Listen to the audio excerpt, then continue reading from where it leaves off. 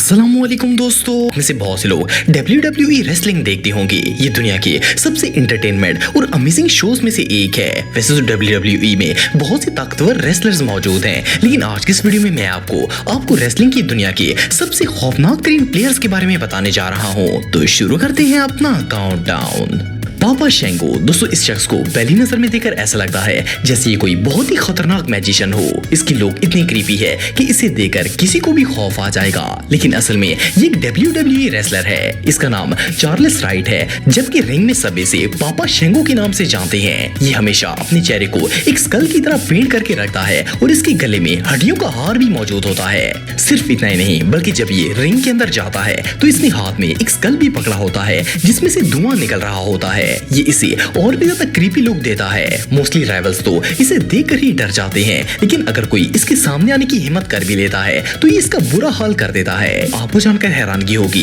कि ये evil wrestling के साथ साथ काला जादू भी करता है। ये हिस्ट्री के सबसे टेरिफाइंग रेसलर्स में से एक माना जाता है, क्योंकि ये अपने राइवल्स पर ऐसे मंत्र पड़ता है जिससे उन्हें इसे देखते ही उल्टियां आना शुरू हो जाती हैं। ये बंदा सच में बहुत खौफनाक है।